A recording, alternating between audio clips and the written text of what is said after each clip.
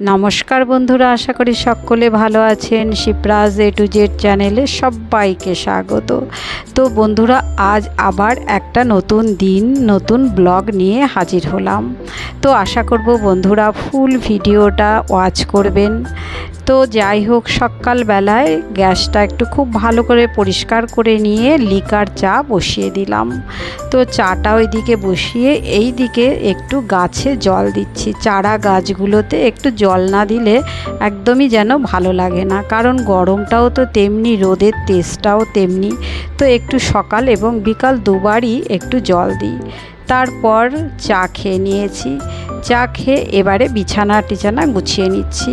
তো বেশ কয়েকদিন হলো বেডশিটটা চেঞ্জ করিনি, তো আজ একটু চেঞ্জ করছি। এইসব ডাস্টিং করছি, একটা ফ্রেশ বেডশিট পেতে নেব। তো আমাদের দৈনন্দিন জীবনে যা কিছু কাজ থাকে আমরা কিন্তু প্রত্যেককেই ভীষণ ভালোভাবে মন দিয়ে ভালোবেসে করে নিই। তো তেমনি আমিও সেই একই রকম কাজ, রোজের কাজ আজ করছি। আজ হচ্ছে জগন্নাথ দেবের স্নান যাত্রা আর অম্বাবচীও শুরু হয়ে গেছে। তো আজকের দিনটা একটু আলাদাও রয়েছে আমার কাছে। সেটা হচ্ছে আজ শনিবার, আমি বড় ঠাকুরের পুজো করি। তো আজ আমি উপোস করে আছি সকাল থেকে। আজ আমি বড় ঠাকুরের পুজো করতে যাব। আমাদের পাশেই রাস্তার ধারে একটা মন্দির আছে, সেই মন্দিরে। নিয়ম অনুযায়ী আমার আজকেই আর কি পুজোর ডেট, পুজোর দিন, সেই কারণে আমি আজকে পুজো করব। আমি আপনাদের মধ্যে কখনোই পুজোরটা শেয়ার করিনি, তবে আমি প্রায় 1.5 বছর হলো মাসে একটা করে পুজো করি। তো অম্বাবচীতে পুজো হয় না বা হয় এগুলো জানি না, তবে আমাদের যে পণ্ডিত মশাই ব্রাহ্মণ পুজো করেন তিনি বলল না, বড় ঠাকুরের পুজো হয়, তবে মায়ের মূর্তিটা ঢাকা থাকবে লাল কাপড়ে, তো কোনো অসুবিধা নেই। আর আমি মনস্থির করে রেখেছি যে আজকে পুজোটা করব। সকাল থেকে সেভাবেই রেডি হচ্ছি। পরে গিয়ে একটু ভাবছি যে আজ হচ্ছে অম্বাবচী। তো ঠাকুরমশাইকেও একটু জিজ্ঞেস করলাম, তো বলল না, বড় ঠাকুরের পুজো অবশ্যই করা যায়। তারপর অনেক জায়গায় দেখলাম ইউটিউবেই চালিয়ে যে বলছেন, নাম আমার চ্যানেলের নাম মনে নেই, যে অবশ্যই পুজো করা যায়। আর মায়ের মূর্তিটা যে ঢেকে দেওয়া হয় এটাও ঠিক না নাকি, বলছে তাহলে বড় বড় মন্দির যেমন দক্ষিণেশ্বর, কালীঘাট, তারাপীঠের মায়ের মন্দিরের মুখটা কিন্তু একদমই ঢাকা থাকে না। আর নিয়মিত যেমন রোজের পুজো যেমন হয় তেমনভাবেই এই বড় বড় মন্দিরগুলোতে পুজো হয়। তো এগুলো শুনলাম, বেশ ভালো লাগলো, পজিটিভ কথাবার্তা সেখানে ছিল। বন্ধুরা অবশ্যই সঙ্গে থাকবেন, পুজো মন্দিরে আপনাদেরকেও নিয়ে যাব।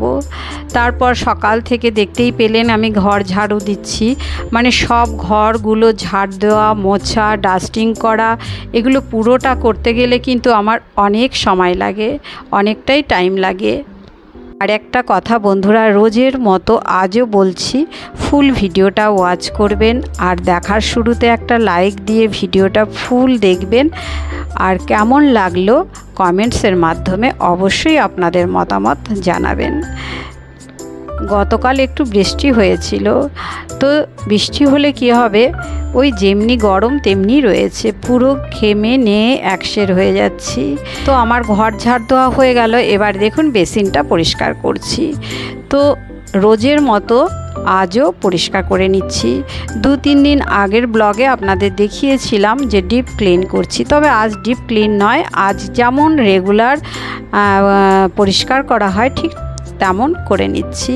তো এইগুলো আমি কিন্তু রোজ করি, একটা দিনও আমার মিস হয় না, কারণ এগুলো পরিষ্কার না করলে না একদমই ভালো লাগে না, মনটাও ভালো লাগে না।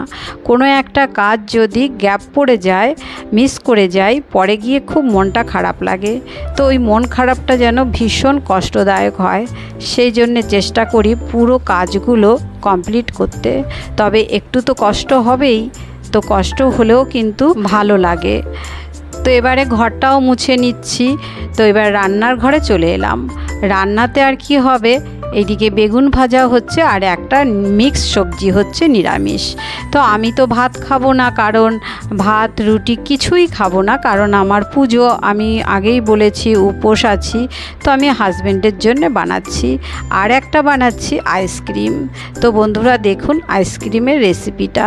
এখানে 1/2 লিটার দুধ আমি জাল করতে দিয়েছি, তো ফুটিয়ে ফুটিয়ে একদম 1/2 লিটারের জায়গায় হাফ হয়ে গেছে, মানে আধা হয়ে গেছে।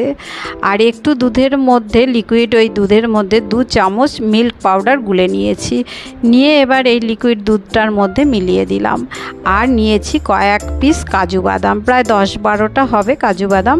এবারে স্বাদ অনুযায়ী মিষ্টি দিয়ে দিচ্ছি। চিনিটা নিজেদের পছন্দ মতো দিতে হবে, খুব মিষ্টি না দিয়ে একটু কম মিষ্টি দিলেও বেশ ভালোই লাগে আইসক্রিমে, খারাপ লাগে না।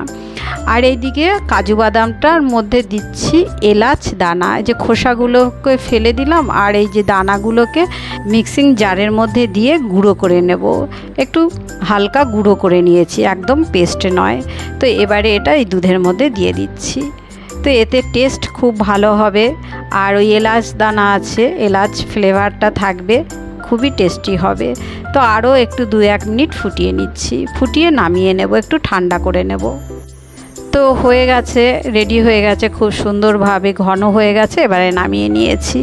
আর এইদিকে আইসক্রিমের মোল্ডও নিয়ে নিয়েছি, আর দুধটা ঠান্ডাও হয়ে গেছে। তো এবারে ঢেলে দিচ্ছি, ঢেলে দিয়ে এটা প্রায় 10-12 ঘন্টার মতো ফ্রিজে রাখলেই কিন্তু খুব ভালোভাবে আইসক্রিমটা হয়ে যাবে। তো আজ আমি আইসক্রিমটা কিন্তু আপনাদের মধ্যে আর শেয়ার করব না, এটা পরের ভিডিওতে আবার দেখাবো, কারণ আজ আমি আইসক্রিমটা যে ডিপ ফ্রিজে রেখে দেবো, আর বের করব না, কারণ আজ এই যে পুজো টুজো আছে সেইগুলো তো সব কিছু ব্যবস্থা করতে হবে। তো আইসক্রিম নিয়ে আবার বার করলে ভিডিও করতে গেলে আমার অনেক দেরি হয়ে যাবে। তো সামনের ভিডিওতে অবশ্যই আপনাদের আইসক্রিমটা দেখাবো।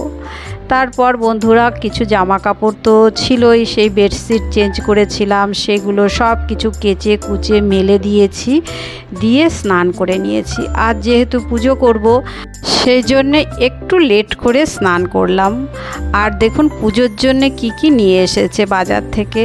আর এই যে আমার পুজো হয়ে গেছে, আর যে বড় ঠাকুরের পুজো করতে যাব, তো সব কিছু এখানে আনা হয়নি, কারণ আমি যেখানে পুজো করতে যাব ঠিক তার কাছেই তো দোকানগুলো রয়েছে, ওই জন্যে সন্ধ্যাবেলায় সব কিছু কিনে নিয়ে যাব। নিয়ে এসেছে ফল আর মিষ্টি, ফলগুলো ধুয়ে নিয়ে যেতে হবে, সেই জন্য ফল ধুয়ে নিয়েছি, আর ফুল, বেলপাতা, সব কিছু মালা এগুলো রেডি করে রেখেছি, বেলপাতা ধুয়ে নিয়েছি। তো ওগুলো যখন যাব তখন ব্যাগের মধ্যে ভরে নিয়ে যাব। আর এইটা দেখুন হাজব্যান্ডের জন্যে পরোটা করে দিলাম, তো খেয়ে নেবে, মিষ্টিও রয়েছে, সব কিছু রয়েছে। আর এই যে ঠাকুরের ঘরে সব কিছু চেঞ্জ করেছি, ঠাকুরের জামা কাপড় সেগুলোও কেচেছিলাম, আর এই যে বিছানা চাদর টাদর সব কেচেছি, শুকিয়ে গেছে। এবার বিকেল হয়ে গেছে, সব তুলে নিচ্ছি। তারপর সন্ধ্যার দিকে, মানে এই বিকেলের দিকেই ঘরটা হালকা করে একটু ঝাড় দিয়ে নিচ্ছি। তারপর ঘরে দরজার একটু জলের ছিটা দেব, দিয়ে সন্ধ্যা দিয়ে দেব। তো এই যে সন্ধ্যা হয়ে গেছে বন্ধুরা, দেখুন সন্ধ্যা দিয়ে দিচ্ছি। আর এদিকে আমিও রেডি হয়ে গেছি, এখনই বেরোবো।